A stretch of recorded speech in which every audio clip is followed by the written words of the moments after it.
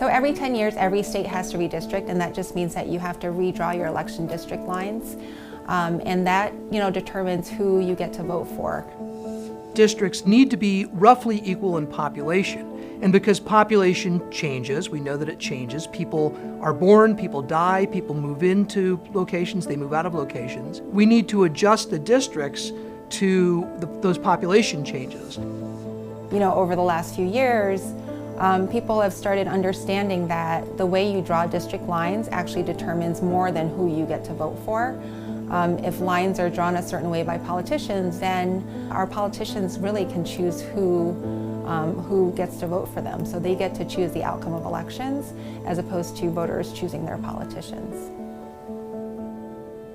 So in Wisconsin, we have politicians in charge of drawing districts that will be used to elect them for the most part. So as you can imagine, the politicians in our state legislature have their own interests that come into play when they're proposing these districts. They want to make sure that they can get reelected, that their political party stays in power. That's one of the reasons that we've seen such an extreme gerrymander in our state over the past decade, and why so many people across our state have spoken out against it. I feel that after 2010, when they redrew the district boundaries, it affected me greatly. I didn't realize it at the time.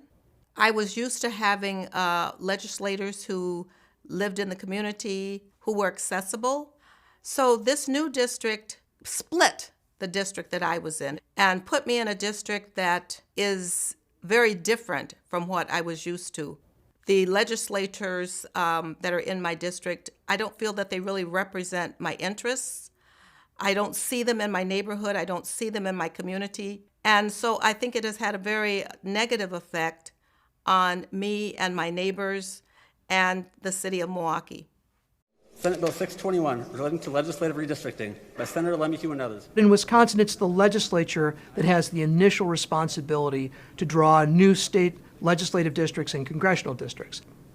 The governor is also involved in redistricting in our state. He or she has the duty to approve the maps that are drawn by the legislature or reject them.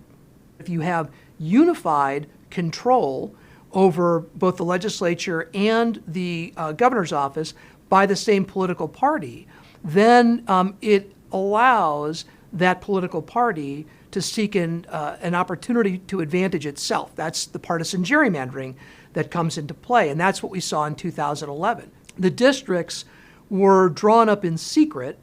They were rolled out by the majority party, the Republicans, just days before they were presented on the floor of the legislature, and the legislature was going to vote on them.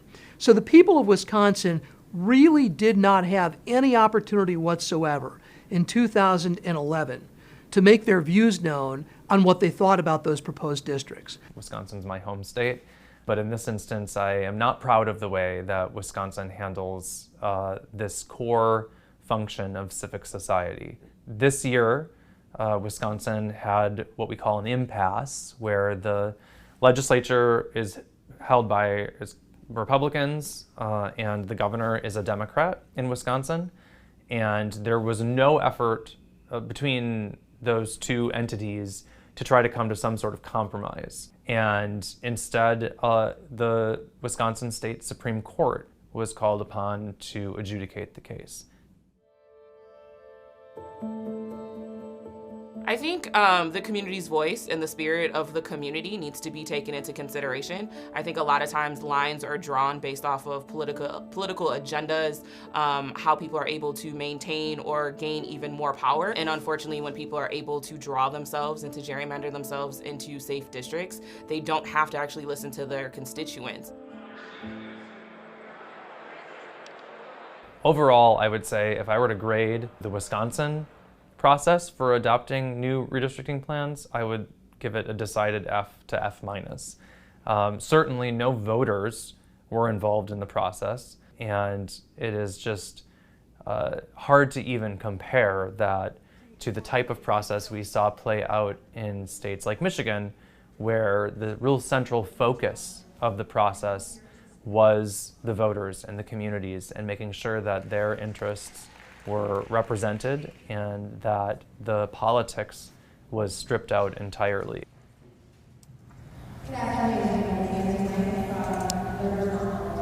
Historically, Michigan has been one of the worst gerrymandered states in the country. We had what a lot of states have, which is politicians drawing our election district lines every 10 years. No matter how people voted in Michigan, kind of our election outcomes would always be the same. So what we did in 2018 was we started a citizens movement, and we wanted to make sure to take politicians out of redistricting and put citizens in the role of drawing our district lines. We have a citizens commission, so it's everyday Michiganders. Politicians can't serve on our commission, neither can lobbyists or special interests.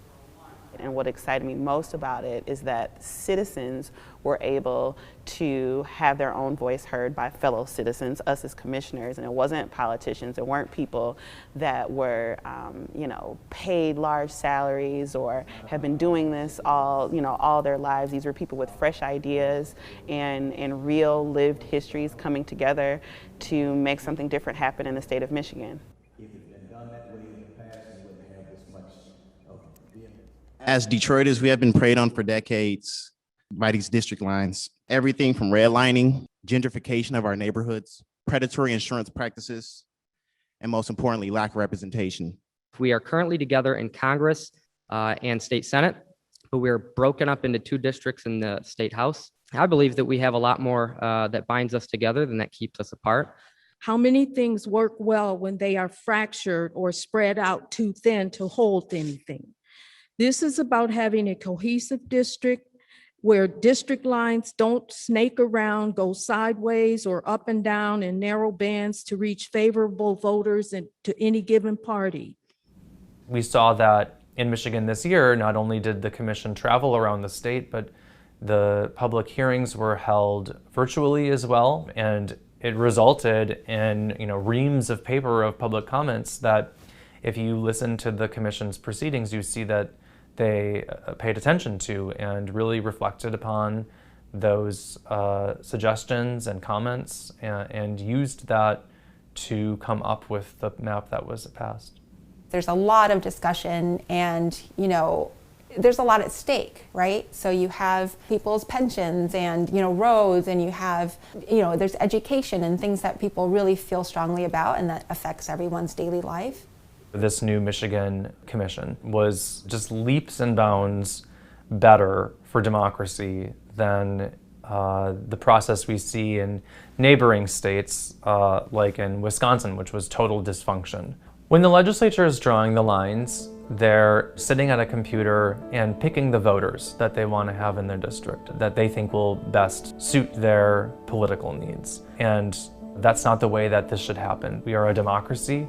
And in a democracy, the voters should be choosing the politicians. The politicians should not be choosing the voters.